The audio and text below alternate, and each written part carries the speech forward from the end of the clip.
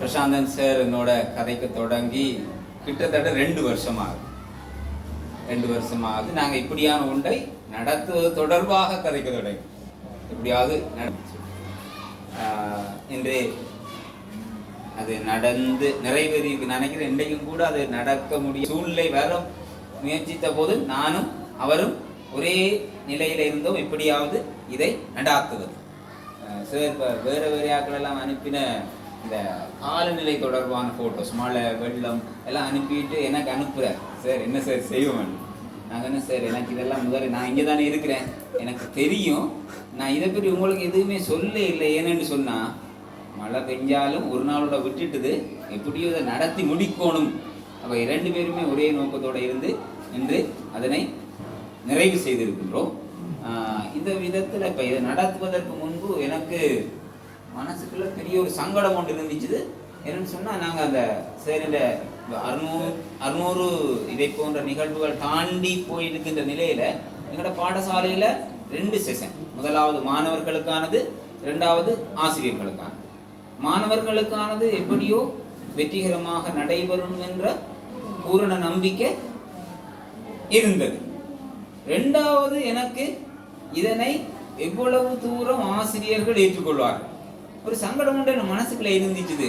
அடே முடிஞ்ச உடனே டீச்சர்ஸ் என்ன சொல்லுவாங்க, சார் என்ன சார் எங்களோட டைமை நீங்கள் அநியாயமாக்கிட்டீங்களே, இந்த இவ்வளவு நேரத்தை நீங்கள் வேஸ்ட் பண்ணிட்டீங்களே என்று சொல்லியா இப்படியான ஒன்று வந்துடுமோன்னு சொல்லி என் மனசுக்குள்ள ஒரு பயம் ஒன்று இருந்தோண்டே இருந்துச்சுது. ஆனால் இதிலே நீங்கள் ஈடுபட்ட அந்த விதம், உங்கள் ஒவ்வொருவருடைய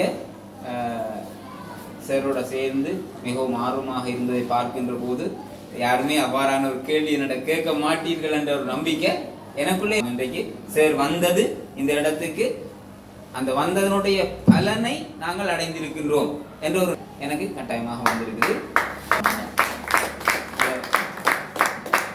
திருக்குறள் எனக்கு பிடிச்ச ஒரு குறள் உண்டு. நான் அடிக்கடி பிள்ளைங்கள்டையும் ஒரு சில இடங்களில் சொல்லி இருக்கின்றேன், இதையும் அந்த இடத்துல ஞாபகப்படுத்தி விடுறவங்கள்டையும்.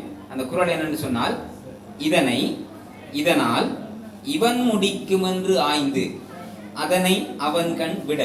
எங்கள்கிட்ட பிரசாந்த் சார் அதங்க இதை பிள்ளைகள்கிட்ட நாங்கள் இதை எப்படி கொண்டு போய் சேர்க்கணும், ஆசிரியர்கள்ட்ட நாங்கள் இதை எப்படி கொண்டு போய் சேர்க்கணும், எப்படி கொண்டு போனால் நான் என்னென்ன எல்லாத்தையும் இந்த டீச்சர்ஸ்கிட்ட கொடுக்கணும்னு தயார்படுத்தி வந்திருக்கின்றனோ அதை எந்த விதத்தில் கொண்டு போய் சேர்க்கலாம் என்பதை நல்ல முறையில் உணர்ந்தவர் அதனை சிறப்பாக செய்து முடித்திருக்கின்றார். எனவே இந்த சந்தர்ப்பத்திலே பிரசாந்தன் சாருக்கும் எங்களுடைய சார்பான பாடசாலை மாணவர்கள், ஆசிரியர்கள் அனைவர்கள் சார்பாகவும் மனமார்ந்த நன்றியை தெரிவித்துக் கொண்டு, ஏற்கனவே குமரன் சார் சொன்ன விஷயத்தையும் குமரன் சாரை போல பின்னுக்கு இருந்த Shri sir, Sivakumar sir, Rangan sir, எல்லா ஆசிரியர்களும் சொன்னார்கள், சார் இப்படியோடு கட்டாயமாக பிள்ளைகளை போல பெற்றோருக்கும் செய்வோம் இது தேர்றதை எனக்கு அடிக்கடி ஒவ்வொருத்தரும் சொன்னார்கள். ஆனால் இருந்தாலும் எனக்கு ஒரு குறை என்னன்னு சொன்னால், இதில் நிறைய நேரம் தொடர்ச்சியாக நான் இருக்கேன். எல்லா டீச்சர்ஸும் இங்கே 6ஆம் ஆண்டுக்கு மேற்பட்ட பிள்ளைகள் எல்லாமே வகுப்பில் தனியே. அப்போ கொஞ்சம் அடிக்கடி பார்க்க வேண்டி இருந்ததுனால அங்கும் இங்கும் கொண்டிருந்தால இதன் முழு பயனை நான் அடையவில்லை. அதே போல் எங்களோட 2 டீச்சர்ஸுக்கும் அதை கிடைக்க நான் விடவும் இல்லை.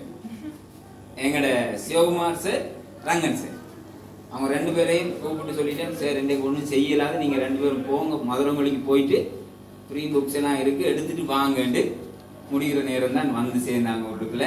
அவங்களுக்கும் அந்த ஆதங்கம் இருக்குது, அடே எங்களுக்கு இது மிஸ் ஆகிட்டேன்னு சொல்லி.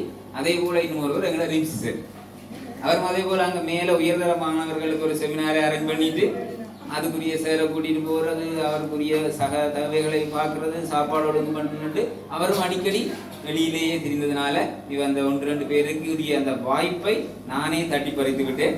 சார் ஒன்று கேட்டேன், சாரி எங்களுக்கு இப்படியான ஒரு வாய்ப்பு நிச்சயமாக திரும்ப கிடைக்கிறதுக்கான ஒரு சூழ்நிலை ஒன்று ஏற்படும், அதன் போது நாங்கள் அதனுடைய பலனை கட்டாயமாக அடைவோம் என்று கூறி, மீண்டும் ஒரு முறை பிரசாந்தன் சாருக்கு இந்த சந்தர்ப்பத்திலே வித்யாலயம் சார்பான மனமார்ந்த நன்றியை கூறி இந்த வாய்ப்புக்கு நன்றி கூறி விடுகிறேன்.